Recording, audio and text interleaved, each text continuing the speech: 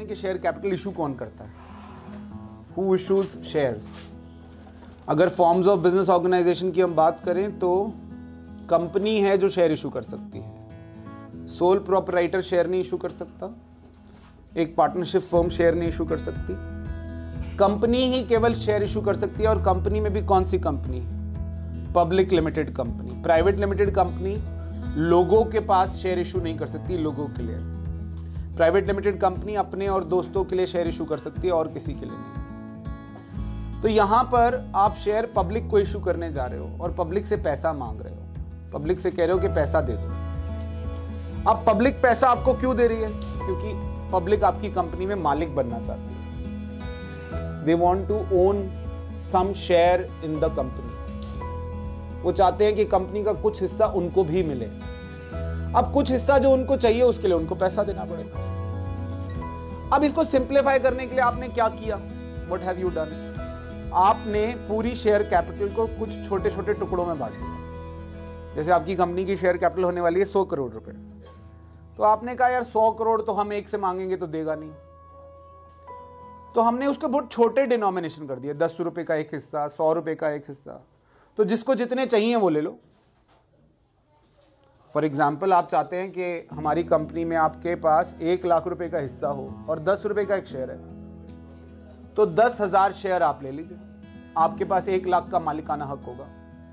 जितना आप चाहते हैं उतना आप ऑफर करिए कि हमें इतना चाहिए, है ना, आप अप्लाई करिए और हम देंगे। आप सबसे पहले आप हमें अप्लाई करोगे, हम कौन, कंपनी, और आप कौन हो, शेयर होल्डर, है ना, आने वाले शेयर होल्डर, बनने वाले अभी नहीं। अभी आप अप्लाई करोगे, फिर हम अगर शेयर होंगे हमारे पास तो हम आपको अलॉट कर देंगे, और अलॉट करने के बाद फिर आपसे बाकी का पैसा इंस्टॉलमेंट में मांग लेंगे, जिन इंस्टॉलमेंट्स को हम कॉल्स बोलते हैं। तो सबसे पहले एप्लीकेशन का पैसा मांगते हैं, फिर अलॉट करते हैं, और फिर कॉल्स वाइज हम पैसा आपसे मांगते रहते हैं। तो जो हम ये पैसा मांगते हैं आपसे किश्तों में, इंस्टॉलमेंट्स में, उन इंस्टॉलमेंट्स की जर्नल एंट्रीज हैं बेटा। हर इंस्टॉलमेंट की 2 जर्नल एंट्रीज, एक जर्नल एंट्री पैसा शेयर कैपिटल में ट्रांसफर करने की, और एक जर्नल एंट्री पैसा रिसीव करने की। यानी एक एंट्री बैंक की और एक एंट्री शेयर कैपिटल की। एक एंट्री किसकी, बैंक की, और एक एंट्री किसकी, शेयर कैपिटल की। तो बैंक और शेयर कैपिटल की हम एंट्री करेंगे हर किसी में। एप्लीकेशन में 2 एंट्री, अलॉटमेंट में 2 एंट्री, फर्स्ट कॉल में 2 एंट्री, सेकंड कॉल में 2 एंट्री, और जितनी भी कॉल्स होंगी उन सब में 2-2 एंट्री। फर्क क्या होगा, एप्लीकेशन के केस में पहले बैंक की एंट्री होगी और फिर कैपिटल की, और बाकी सब में पहले कैपिटल की होगी और फिर बैंक की। जैसे उदाहरण के तौर पर आप यहां पर देखो, आपके पास पहले जो आपने एंट्री करी, bank account debit to share application, आपने एप्लीकेशन रिसीव कर ली, फिर उस एप्लीकेशन को कहां ट्रांसफर करा, एप्लीकेशन के पैसे को ट्रांसफर कर दिया शेयर कैपिटल। अल्टीमेटली तो सारा पैसा शेयर कैपिटल में जाएगा। अल्टीमेटली जब आपकी बैलेंस शीट बनेगी तो आपके पास केवल 2 ही चीजें होंगी बैलेंस शीट में, एसेट साइड पर बैंक अकाउंट और लायबिलिटी साइड पर शेयर कैपिटल। लायबिलिटी साइड पर शेयर एप्लीकेशन, अलॉटमेंट, कॉल, ऐसा कुछ नहीं हुआ है। तो नाम दिए हैं सिर्फ किस्तों को, इंस्टॉलमेंट्स को नाम दिए हैं बेटा, अदरवाइज इसका कोई नाम, बैलेंस शीट में कुछ नहीं बचना। फाइनली बैलेंस शीट में एक शेयर कैपिटल बचेगी और एक बैंक बचेगा। तो आपने bank to share application, share application to share capital, अगर आप इन दोनों में देखें तो शेयर एप्लीकेशन कट जाएगा, बचेगा क्या, बैंक टू शेयर कैपिटल। फिर आपने share allotment to share capital, bank to share allotment, इसमें भी आप देखोगे तो शेयर अलॉटमेंट कट जाएगा, बचेगा क्या, बैंक टू शेयर कैपिटल। मगर इन 4 एंट्री में फर्क है। इन 2 एंट्री में पहले एक्सक्यूज मी, पहले की 2 एंट्री में पहले बैंक की एंट्री हुई है और फिर शेयर कैपिटल की, क्योंकि हमें नहीं पता था कितने लोग हमारे शेयर्स को अप्लाई करेंगे, वी डिडंट नो। तो पहले लोगों ने पैसा दिया, फिर हमने उसको कैपिटल में डाला। अब हमें पता है कि कितने लोग हैं हमारे पास, अब हम पहले अलॉटमेंट ड्यू कर रहे हैं और फिर रिसीव कर रहे हैं, फिर फर्स्ट कॉल ड्यू कर रहे हैं और रिसीव कर रहे हैं। Share first call account debit to share capital, bank account debit to share first call. Is that okay?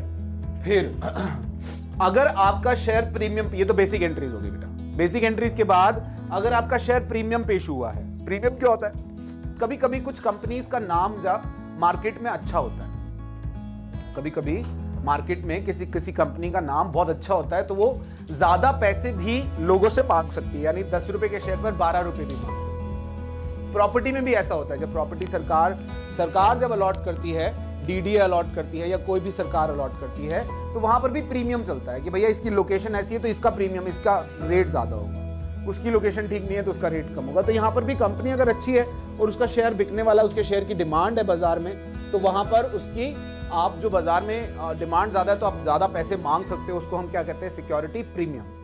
तो security premium is a kind of gain for the company के लिए फायदा है। तो आप अगर अलॉटमेंट पे प्रीमियम ले रहे हो तो आप एंट्री क्या करते हो, share allotment to share capital to security premium, am I right. फिर calls in arrear, security premium समझ में आ गया बेटा, सिक्योरिटी प्रीमियम आपने क्रेडिट किया, क्यों, क्योंकि इट इज अ गेन। फिर आ गया calls in arrear. Calls in arrear क्या होता है, वो पैसा जो आपने मंगाया लेकिन देने वाले ने दिया नहीं। आपने फर्स्ट कॉल पे पैसा मंगाया, नहीं दिया, या आपने सेकंड कॉल पे पैसा मंगाया, उसे नहीं दिया, तो उसे हम क्या कहते हैं, कॉल्स इन एरियर। हम करते क्या है, मान लीजिए आपने शेयर फर्स्ट कॉल करी, let's say share first call थी 10,000 रुपए की, आपने 10,000 की एंट्री करी। अब एक आदमी है जिसके पास 100 शेयर है और उसने 2 रुपए की फर्स्ट कॉल नहीं दी, तो यानी उसने कितने पैसे नहीं दिए उसने, तो यानी आपके पास पैसे आए कितने, तो बैंक अकाउंट डेबिट करोगे 9,800, कॉल्स इन एरियर कितना करोगे 200, और 10,000 शेयर फर्स्ट कॉल। क्या मैं ठीक कह रहा हूं, इज इट ओके। अब कॉल्स इन एरियर के बाद यहां पर कॉल्स इन एरियर समझ में आया बेटा कि जो पैसा आना था और नहीं आया। फिर आया कॉल्स इन एडवांस। ऐसा भी हो सकता है कोई आदमी, आपके पास कोई ऐसा शेयर होल्डर हो सकता है, वो कहता है भाई मेरे पास अगले पैसे भी पड़े हैं अभी, आप लेके रख लो, आप एडवांस में ले लो। जैसे किसी आदमी ने, मैंने जो एग्जांपल लिया है उसमें किसी आदमी ने फर्स्ट कॉल के टाइम पर सेकंड कॉल का पैसा दे दिया, ठीक है। लेट्स से फर्स्ट कॉल बनती थी 10,000 रुपए की, अब किसी आदमी के पास 100 शेयर हैं, उसने सेकंड कॉल, फर्स्ट कॉल नहीं, सेकंड कॉल थी 3 रुपए की, उसने 300 रुपए एक्स्ट्रा दे दिया आपको। फर्स्ट कॉल 2 की थी, सेकंड कॉल कितने की है, 3 की, उसने सेकंड कॉल आपको अपने शेयर्स पर फालतू दे दिए। उसके पास शेयर्स कितने हैं, 100 शेयर्स पर 3 रुपए के हिसाब से उसने कितने दे दिया आपको, 300 रुपए। तो जब फर्स्ट कॉल का ड्यू होने के बाद जब अमाउंट रिसीव करोगे तो अमाउंट रिसीव करोगे 10,300। ड्यू में कोई फर्क नहीं पड़ेगा, ड्यू वाली एंट्री सेम होगी, लेकिन जब आप रिसीव करोगे तो bank account debit 10,300, share first call कितना 10,000, और 300 रुपए क्या, कॉल्स इन एडवांस। ठीक है बेटा, 300 रुपए क्या हो जाएगा, calls in advance. Share second call account debit, आपने अब शेयर सेकंड कॉल है आपकी 3 रुपए हैं और आपके पास शेयर है 5,000, 5,000 इंटू 3 15,000 रुपए की सेकंड कॉल बनती है, एम आई राइट। 5,000 शेयर हैं, 5,000 इंटू 2 10,000 की फर्स्ट कॉल थी, 5,000 इंटू 3 15,000 रुपए की आपकी सेकंड कॉल। मैंने ऐसे ही इमेजिनरी एग्जांपल ले लिया। अब जब सेकंड कॉल का पैसा रिसीव होने का टाइम आएगा उस वक्त अब आपको ये 300 रुपए नहीं मिलने वाले बेटा, हाँ या नहीं, ये 300 रुपए अब थोड़ा मिलेंगे, तो पहले आ गए, दोबारा थोड़ा देगा वो आदमी। तो अब आपका बैंक अकाउंट डेबिट जो होगा वो होगा 14,700, 14,700। 300 रुपए जो आपने यहां पर क्रेडिट किया था वो 300 रुपया यहां पर आके डेबिट हो जाएगा, क्योंकि वो एडजस्ट हो जाना, अब उस अकाउंट ने खत्म ही हो जाना, कॉल्स इन एडवांस अकाउंट ने अब फाइनली खत्म हो जाना। यहां खुला था क्योंकि आपने एडवांस में पैसा दिया था, अब वो पैसा एडवांस वाला एडजस्ट हो गया क्योंकि उसका टाइम आ गया। To share second call 15,000। Is that okay, बात समझ में आ रही है आपको। कॉल्स इन एरियर अगर कोई पैसा ना दे, कॉल्स इन एडवांस अगर कोई पैसा एडवांस में दे दे। Is that okay. Calls in arrear के बारे में एक बात और है अगर आपको क्वेश्चन में लिखा है कि किसी फलाने आदमी ने फर्स्ट कॉल पर इतने पैसे नहीं दिए, या 100 शेयर्स थे उसने फर्स्ट कॉल पर उसने नहीं दिया, question does not need to tell you कि उस आदमी ने सेकंड कॉल भी नहीं दिया।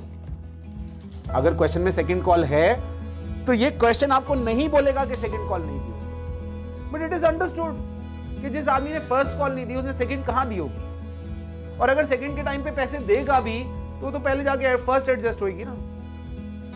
तो क्वेश्चन इज साइलेंट कि उस आदमी ने फर्स्ट कॉल नहीं दी, तो दैट इज अंडरस्टूड कि उस आदमी ने सेकंड कॉल भी नहीं दी, राइट। अच्छा, अब इसके बाद जो हमारे पास आता है वो आता है सब्सक्रिप्शन। ये ठीक है, मैटर समझ में आ रहा है आपको। इसके बाद जो हमारे पास इंपॉर्टेंट मैटर है शेयर्स के चैप्टर में, वो है आपका सब्सक्रिप्शन। सब्सक्रिप्शन का मतलब होता है कि आपने लोगों से पैसे मांगे और बदले में पैसे कितने लोगों ने दिए या कितने लोगों ने आपके शेयर्स के लिए अप्लाई किया, कितने लोग आपके शेयर्स में इंटरेस्टेड हैं, उसे हम कहते हैं subscription.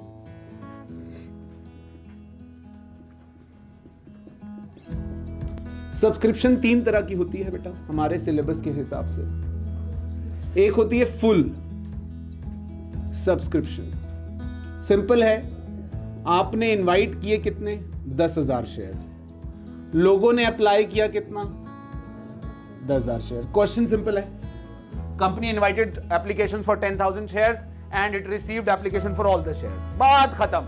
Bank to share application 10,000, share application to share capital 10,000, simple चलते चले जाए, इसमें तो कुछ है ही नहीं। Then under subscription. Under subscription का मतलब है आपने इनवाइट किया 10,000 शेयर्स के लिए और लोगों ने अप्लाई किया 9,000 शेयर्स के लिए। आप सारी की सारी एंट्री सारी आप 10,000 को भूल जाओ। आपने इनवाइट किया था कि 10,000 के लिए अप्लाई करो, लेकिन कोई गारंटी तो नहीं है 10,000 की एप्लीकेशन आ जाएगी। मिनिमम सब्सक्रिप्शन सरकार कहती है कि 90% होनी चाहिए। मिनिमम सब्सक्रिप्शन कितनी होनी चाहिए? तो अगर आपने 10,000 इनवाइट किए तो 9,000 की एप्लीकेशन नहीं आई तो आपको जितना भी एप्लीकेशन आया वो सारा वापस करना पड़ेगा विद इंटरेस्ट। समझ लो मेरी बात, ये लॉ है, ये डिबेंचर में भी लॉ है कि अगर आप जितने के लिए एप्लीकेशन इनवाइट करते हो अगर उसका 90% भी नहीं आता तो आपको वो पैसा उनको वापस देना पड़ेगा। तो लेकिन अगर 90% आ गया फिर क्या? जैसे इसमें 10,000 इनवाइट किए थे और 9,000 आ गए, अब आपकी सारी एंट्रियां 9,000 से होंगी, 10,000 का कोई मैटर नहीं है यहां पर। जैसे bank to share application 9,000, share application to share capital 9,000, share allotment to share capital 9,000, bank to share allotment 9,000, सारी की सारी एंट्रियां 9,000 से। अब 10,000 का आपका कोई लेना देना है ही नहीं। ठीक है जी। फिर आ गया third case which is the most important case, over subscription. Over subscription का मतलब है कि आपने इनवाइट किए थे कितने 10,000, मगर एप्लीकेशन आ गई आपके पास लेट्स से 13,000। आपने सोचा नहीं था कि इतना ओवरवेलमिंग रिस्पॉन्स होगा, या सोचा भी होगा तो कितना ये नहीं पता कि भैया हम इनवाइट तो कर रहे हैं लोगों को, लोग कितने के लिए अप्लाई करेंगे नहीं पता। अब लोगों ने ज्यादा के लिए अप्लाई कर दिया, लोग सब चाहते हैं आपसे शेयर और सब आप दे नहीं सकते। ऐसा नहीं हो सकता कि ये हलवाई की कोई वो नहीं बन रही सब्जी कि भैया कोई कम पड़ गई तो चलो पानी और डालो तरी और बना लो। ऐसा होता है ना, जैसे कभी कभी लंगर में दाल कम पड़ जाती है तो पानी और डाल लेते, दाल दाल दाल, वो दाल बढ़ जाती है, फिर जो लोग हैं ना उसमें दाल के दाने ढूंढ रहे होते हैं कि दाल कहां गई। तो यहां पर ऐसा होता है। तो लेकिन यहां पर कंपनी के केस में ये नहीं हो सकता कि 10,000 शेयर इनवाइट किए थे, सरकार से परमिशन ली थी आपने 10,000 शेयर इशू करने की, ये आपने अपनी मर्जी से नहीं करा। आपने सरकार से परमिशन ली कि हम इतने शेयर इशू कर रहे हैं, सरकार ने कहा अच्छा ठीक है, बोर्ड ऑफ डायरेक्टर्स ने ओके कर दिया कि चलो भाई इतने शेयर। अब उसके बाद 13,000 की एप्लीकेशन, अच्छा ऐसा करते 13 कर देते हैं, इट इज नॉट पॉसिबल। तो अब आपको जो है इन एक्स्ट्रा 3,000 का कुछ सेटलमेंट करना पड़ेगा। सबसे सिंपल सेटलमेंट तो आप क्या है, ये जो 3,000 एक्स्ट्रा शेयर्स हैं इनको आप रिजेक्ट कर दो कि I am very sorry, it is a rude decision but let it be, है ना। एक बार सच बोलो और पीछा छुड़ाओ अपना कि भैया पैसे नहीं, हमारे पास शेयर्स नहीं है, thank you so much, get lost. तो यहां पर हम क्या करेंगे, हम share application account debit to bank. बेटा पहली एंट्री आपने क्या करी होगी, बैंक टू शेयर एप्लीकेशन, वहां पर 13 आ गए होंगे, शेयर एप्लीकेशन टू बैंक 3,000 करके खत्म। अब वापस दे दो 3,000। जो आप पॉलिसी कोई भी लगा लो, अब पॉलिसी आपकी है फर्स्ट कम फर्स्ट बेसिस, या हम सिर्फ लेडीज को शेयर इशू करेंगे, या हम सिर्फ यही शेयर इशू करेंगे, या हम सिर्फ दिल्ली वालों को शेयर, कोई भी policy, that is your policy. लेकिन बाकी के 3,000 को आप मना कर दो कि भाई वो कैलकुलेट कर लेना कौन सी पॉलिसी लगानी है, मगर that is none of your concern. Accounting में तो आपने ये एंट्री करनी है, share application account debit to bank, आपने वापस कर दिया पैसा। दूसरा, आप प्रो रेटा लगाओ। प्रो रेटा का मतलब है थोड़ा सॉफ्ट एटीट्यूड टुवर्ड्स एप्लीकेंट्स, थोड़ा सॉफ्ट होना चाहते हो आप कह रहे हो अच्छा अच्छा कोई बात नहीं, नाराज नहीं हो, सबको मिलेगा। कैसे मिलेगा? भाई जिसने अप्लाई किए हैं सबको शेयर मिलेंगे, लेकिन जितने अप्लाई किए उतने नहीं मिलेंगे, सॉरी हमारे पास है नहीं उतने। आपने 13,000 के लिए अप्लाई किया, लेकिन हम 10,000 शेयर इशू कर सकते हैं। तो इसका मतलब है 13:10 रेशो बन गई 13:।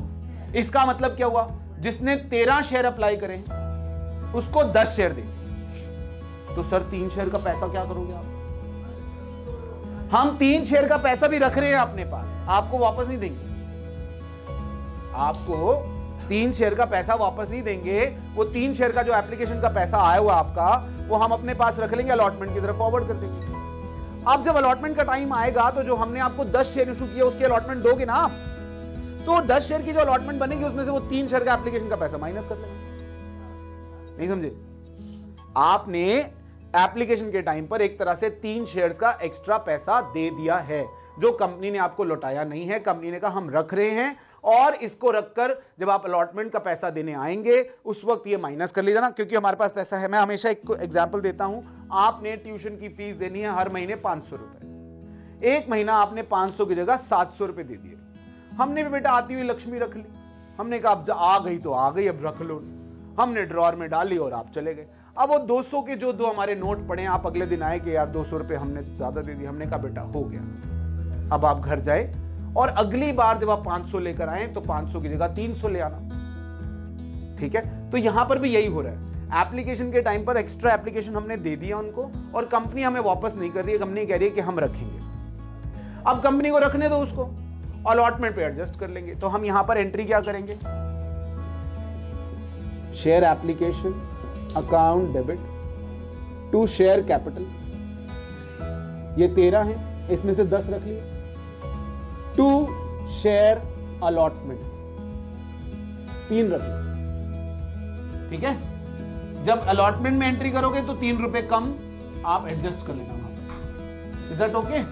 Then third is combination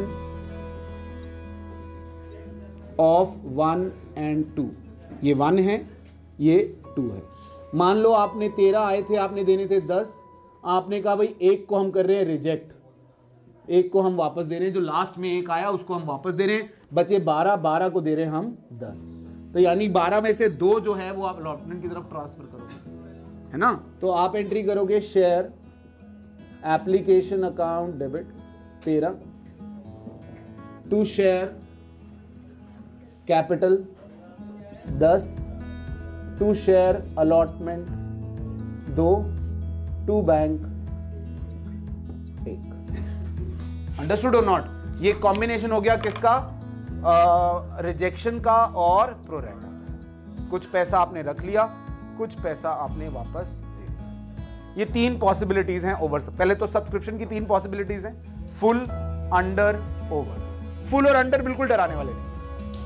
over subscription थोड़ा सा आपके लिए चिंता का कारण बन जाता है, क्योंकि आपको कैलकुलेशन करनी पड़ती है, और हमें जहां कैलकुलेशन करनी पड़ती है हमें बुरा तो लगता है। We have to accept it. अब जो है सो है, चल रही है जिंदगी, इसी तरह से कट रही है, कटती रहेगी।